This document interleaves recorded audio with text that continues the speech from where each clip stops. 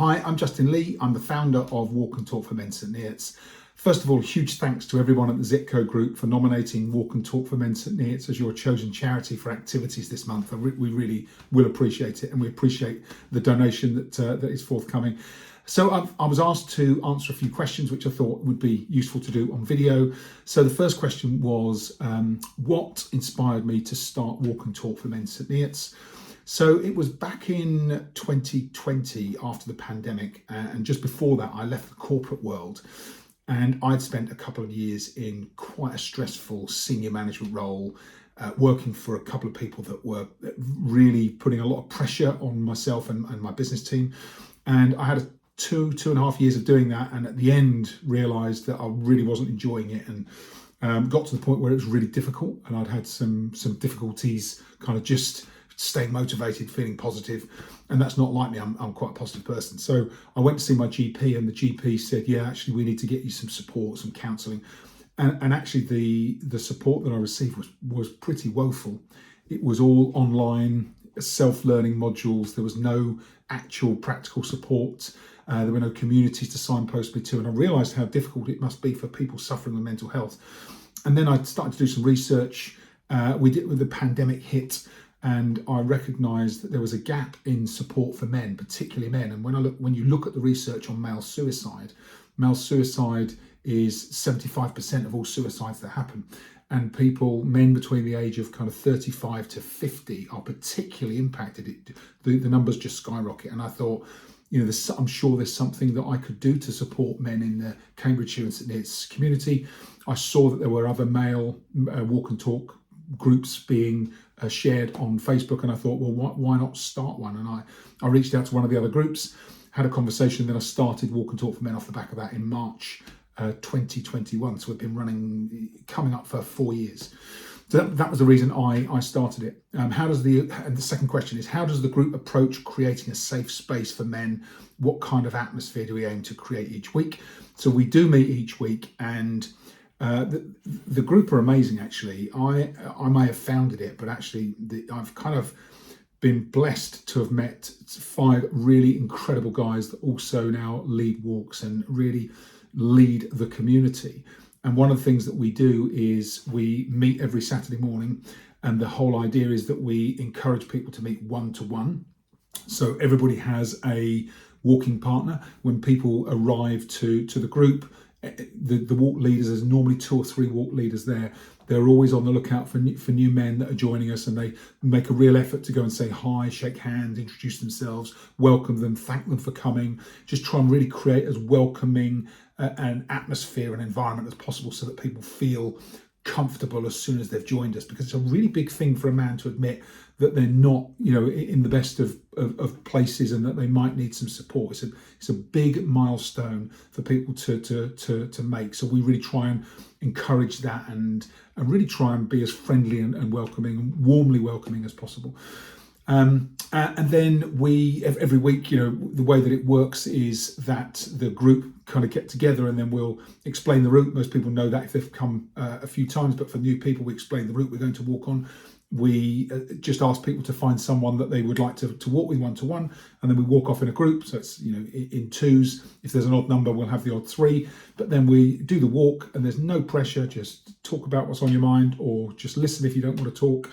And then once the walk has happened, it takes somewhere between an hour and 15 minutes. Then when we're finished, people can either leave or they can stay and have a coffee. Normally we're at either the visitor centre in Paxton Pits, which is the 3rd Sunday of every month, or we're at the Ambience Cafe on the Riverside, which is every Saturday morning, and it's always 9:15 meet for a 9:30 walk.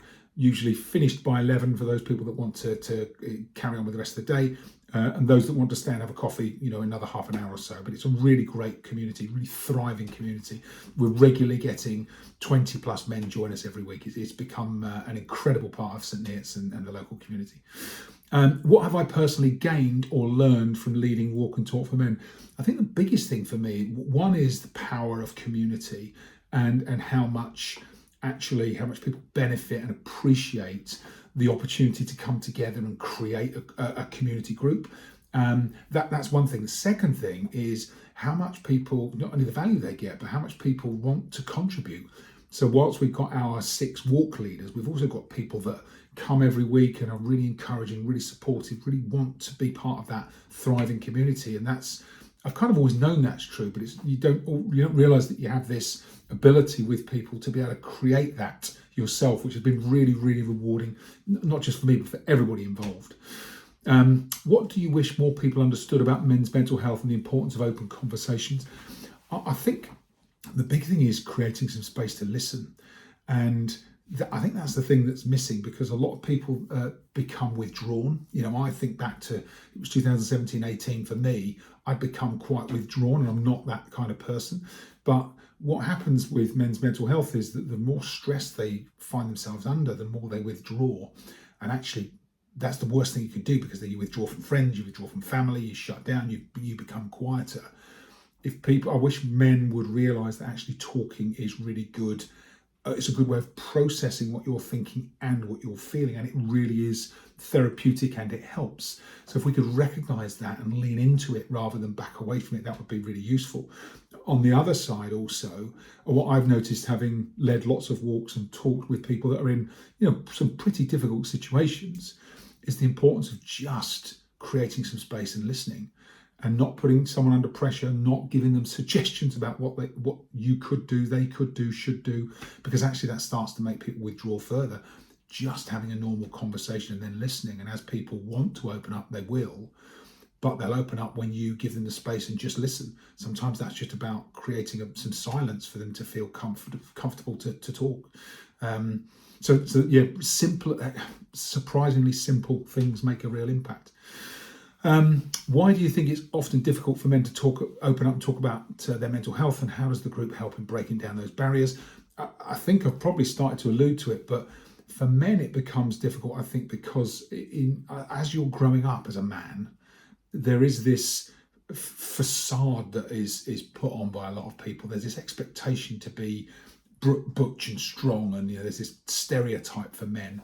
I think it does make it really difficult. And when men are in male-dominated groups and communities, I have to say our group is an exception to the rule, but generally speaking, there's this male bravado that happens, and I think people feel pressure to meet that stereotype. And actually, the reverse is often what most men want, which is someone that can, talk, listen, and if you are feeling vulnerable or you're not feeling 100%, to be able to share that and think you'll be met with empathy, not ridicule. And I think that's the big thing. So we really try and do that. It doesn't mean as a group we don't have plenty of healthy banter. We have lots of banter, but it's about things that might be extrinsic, like football or like activities that are happening, or things that are going on in the wider general public. We'd never make that personal about the person. I think that's the difference. So we can have banter about stuff, but when it's personal, when it's something that's going on for each of our group, that's when people are, our group are highly empathetic and highly supportive. And that's I think that's the difference. Sometimes people don't know the boundaries, so it's setting those boundaries, and we do that pretty effectively, I think, as a group as well. We have a set of guidelines that we ask everybody to sign up to and be part of when they're in the group. How can friends, family and communities better support men in opening up and seeking help for mental health challenges? It's definitely about creating some space, having these conversations, not being frightened to have the conversations, asking the questions with empathy. And actually, sometimes you may meet some resistance or some defensiveness from men, and that is natural. So actually don't let that put you off having the conversation. Just keep teasing it out, and gradually, step by step, conversation by conversation, people open up. I've heard this term recently from an event that we ran at the St Neots Football Club, and it was by Purple Horizons, who are another local charity that do some really good work for different mental and physical health initiatives. And the term was "nagging wives save lives." It really landed with me, because a lot of the men that join our group will say, my wife or my daughter or my son or my friend or somebody's been telling me I should come to this for a while, and it may be months before they actually come, but that perseverance, that persistence is what makes people think, do you know what, I should do this. So I would say continual, empathetic, supportive conversations are what help men to realise they can change. And then finally, how can someone join? Where can they connect with you to sign up? So we've got a number of resources. We have a local website, which is Walk and Talk for Men, stneots.com. So you can check out Walk and Talk for Men St. Neots. If you Google Walk and Talk for Men St. Neots, the top two links will be our website page and our Facebook group. So on Facebook, if you search Facebook Walk and Talk for Men St. Neots, you'll immediately see our page. Lots of engagement on there. We post information about our walks regularly. So and if anybody wants to just join a walk, you don't have to be invited or you don't have to book in. It's an open event for everybody every week. So every Saturday morning at the Riverside Park, we meet at the Ambience Cafe. So 9:15 meet for a 9:30 walk. And allocate, if you allocate about 90 minutes, if you want to stay for a coffee afterwards, stay for a coffee and talk to the wider group. So you get one-to-one conversation with somebody in the group that will be supportive. And then at the end, if you want, you've got the chance to talk to the wider group, have a coffee and just socialise. It's a really, really lovely community. So that's every Saturday morning. And then every third Sunday of the month, we have our Little Paxton walk, which goes from the Little Paxton Visitor Centre at the Bird Sanctuary, and then we walk around the Heron Trail, and the whole group does that walk same time, 9:15 for 9:30. That was the original walk. So we started the group with a monthly walk at Little Paxton Pits. So we still have a monthly walk at Paxton Pits on a Sunday. And then the group have kind of picked up and led this additional initiative, which is a weekly walk around St. Neots from the Riverside Park every Saturday. So there's lots of opportunities for people to join us. Everybody will make the newcomers feel very welcome, and you will be very welcome to join us. So feel free to do so. Thanks again. Huge thanks to the Zitco group for your support for the group, and I hope you've enjoyed this video. Sorry if I've gone on a bit longer than I'd intended, but hopefully this is useful information as well. See you all soon. Thanks.